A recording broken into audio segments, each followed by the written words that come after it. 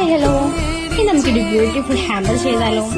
ഈ ഓർഡർ വന്നിട്ടുള്ളത് ഗൾഫിൽ നിന്നാട്ടോ. ഗൾഫിൽ ആളുടെ വൈഫിന് വേണ്ടിയിട്ട് നല്ല ഗുഡ് ഗിഫ്റ്റ് ഒക്കെ ആഡ് ചെയ്തിട്ടുള്ള ഒരു ഹാമ്പറാണ്.